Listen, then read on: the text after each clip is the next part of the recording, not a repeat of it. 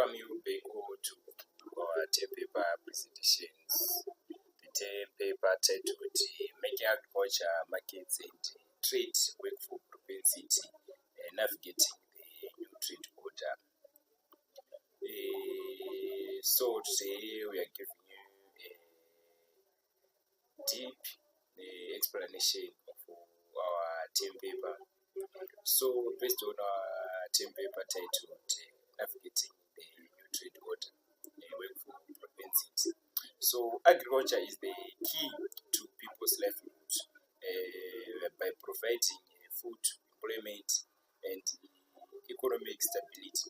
However, agriculture trade remains predominantly focused on primary commodity, which often leads to low job creation and limited industrialization. So this lack of diversification hinders rural development and overall economic growth of many nations, mainly in Zimbabwe, in Zambia, and all other developing countries in Africa. To address these challenges, we must navigate to involving a structure of international trade relations. So this year comes the idea of the new trade order theory, which reflects any environment shaped by emerging protectionism. Countries are increasingly turning to tariffs as a means of protecting their domestic industries. While tariffs can serve as a trade barrier, they also present unique opportunity for Africans by re-strategizing the agriculture trade agenda and better position into a new environment. Now I'm switching to my other colleague who is going to give a deep insights on the challenges which are facing agriculture markets and trade. Also, he's going to give us strategies for enhancing agriculture markets and trade. So stay tuned. Okay, so picking up from where my colleague has left, I will now highlight some of the challenges facing agricultural marketing and trade according to our analysis. So I think one of the issues that we would want to highlight is that there is low productivity in agriculture, particularly in the small agricultural subsector. You would understand that in most African countries, you have more smallholder producers than commercial and major producers. So this means that there is low quantity of output that is available on the market. Yeah. And I think part of the reasons for this low productivity include factors like dependence on rainfall, which, as we know now, there is climate change, which means that the productivity is affected negatively.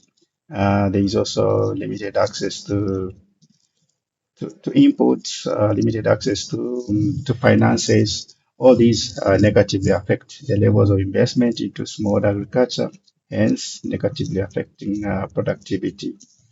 So another challenge facing agricultural marketing is poor trade facilitating infrastructure. So due to low investments into agriculture as well as just generally into rural development, you find that most rural areas are connected by very poor road networks. So this results in high transaction costs because farmers have to pay a lot to move their produce from their farms to the market. Yeah. Apart from road infrastructure, there are also things like communication. So if you go into rural areas, most of them do not have mobile connectivity. So this means that farmers cannot access relevant market information They cannot access information on production, information on rainfall, and other production relevant information. So this is a challenge because without connectivity, markets and trade cannot occur. The third challenge we want to point out is low levels of industrialization and agro-processing. So I think earlier I did allude to the fact that uh, there is low levels of industrialization, and because of this, there is very little value addition being made to agricultural commodities.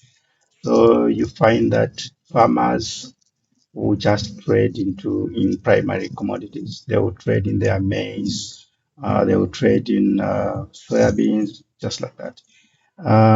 However, if they could add value, if they could trade in cooking oil, they could trade in soybean cake for livestock feeding. If they could trade in livestock feed rather than maize, they would be able to get higher margins for their produce. So because of the low levels of industrialization, there's very little agro-processing going on. So there is very little value that is accruing to the farmers. Yeah. And as a result, this means that there is very little agricultural marketing and trade going on. Um, there is also limited value chain and regional integration. You may know that in Africa, particularly sub-Saharan Africa, we have markets and regional markets like COMESA, we have the SADC, and now we have this continent-wide African continent of free trade area. However, these integration platforms have not really materialized to the level that they could, because the integration is still limited, and very few countries are taking advantage of these markets to produce products, particularly agricultural commodities, in which they have competitive advantage. So, if we could develop our local value chains from production all the way up to agro-processing, distribution of final products, and integrate it to the regional markets. Um, we could Farmers could get better value for their agro produce, and this would go a long way. This would create jobs at various points in the value chain. It would create jobs for various players in these supply chains. I would also want to highlight the unsustainable production and resource management practices. Yeah. So these within the agriculture sector itself, as well as in integrations of the agriculture sector, as well as other economic sectors. For instance, most smaller farmers are still engaging in unsustainable agricultural practices. Yeah. So there is very little adoption of climate smart practices, and as a result, farmers are negatively affected by climate change because their yields are now reduced. Yeah, and you also find negative interactions between activities such as mining and agriculture, where mining would take up land meant for agriculture. Mining would cause pollution that will negatively affect agricultural activities. All these are challenges that inhibit the performance of agricultural marketing and trade in Africa. Lastly, would want to point out the limited investments into agriculture and ineffective support programs. So, the Cardiff Malabo, as well as the Kampala Declaration, request encourage governments to dedicate at least 10% of their annual national budgets to agriculture. However, many countries do not meet this. And in the instance that they meet this requirement, most of the resources will go towards things like input support and maintenance of strategic food reserves. While these are important, not only for agricultural development but also for food security, um, they have a limit in terms of the extent to which they can develop the sector. While most of these resources are dedicated to supporting farmer production and maintaining strategic reserves, it leaves out dedication of resources to key key investments such as spending on expanding extension services, development of irrigation dams, as well as just other investments into things like expanding road access. Yeah. So because of this lack of investment and ineffective support programs, agriculture often underperforms in Africa, and as a result, the sector cannot really contribute to trade and enhancing people's livelihoods.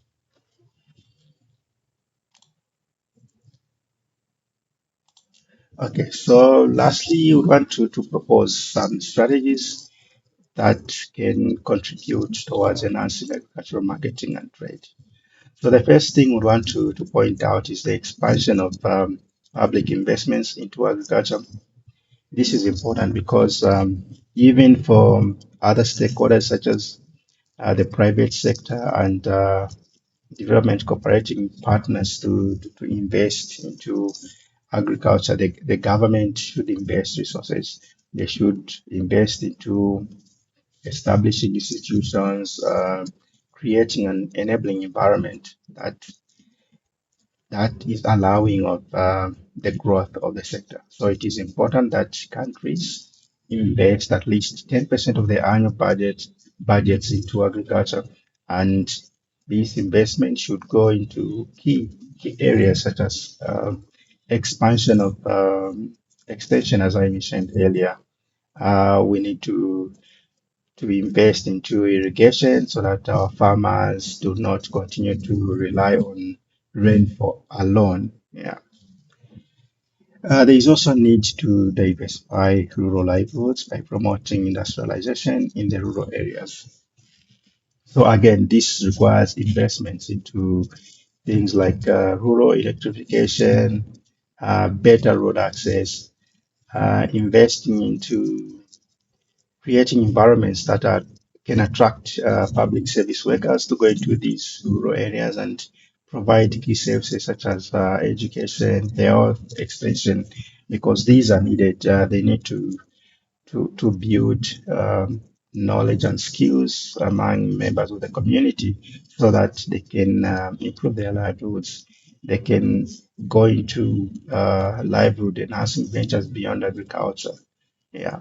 So there is need for deliberate policy, deliberate interventions to diversify people's livelihoods in rural areas. Rural is not synonymous to agriculture. There is also need, I think, to expand investments into other ventures. People could go into agro processing. They could go into even manufacturing non-agricultural products. Yeah. The third strategy would be advancing inclusivity and equity by facilitating equal access to key resources. Um, there is a disparity in terms of access to resources such as land.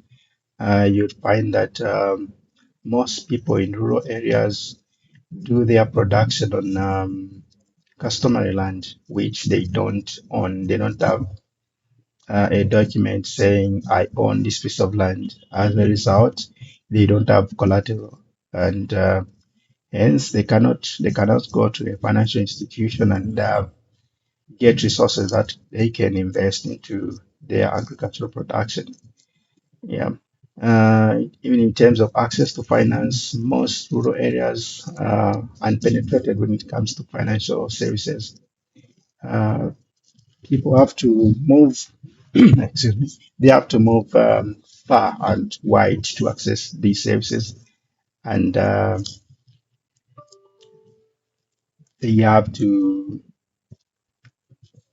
Most do not have the capacity to access these services. They don't have the collateral. They don't have there are no products or services that are specifically tailored to them. So there is need for deliberate strategies that will help enhance inclusivity so that people in rural areas, smaller farmers, and other small scale producers can have access to key services that will allow them to go into agro processing, agricultural production, and other livelihood enhancing enhancing ventures. Yeah. The fourth strategy is the need to build cross-sectoral collaborations. So there is need for multi-stakeholder partnerships for agricultural markets and trade to work. So there's need for the public sector, the private sector, academia, development cooperating partners, as well as other players to come together to build strategies to co-integrate their work in order to enhance agricultural marketing and trade. Yeah. Lastly, for Africa to navigate the new uh, world trade order, as well as to just grow the agriculture sector, for the sector to grow, for it to contribute towards enhancing the prosperity of smaller farmers and other people in rural areas. There is need to look within. Yeah. So there is need to enhance trade within the countries themselves, and then to expand into regional values and integration platforms. So Africa is not necessarily disadvantaged by the new world trade order, but this is an opportunity. Africa needs to look within itself. They need to look at their neighbors and just improve trade amongst African countries. And if we do that, then agriculture marketing and trade will work, and people's livelihoods will be improved. People will be able to prosper just from agriculture. Thank you.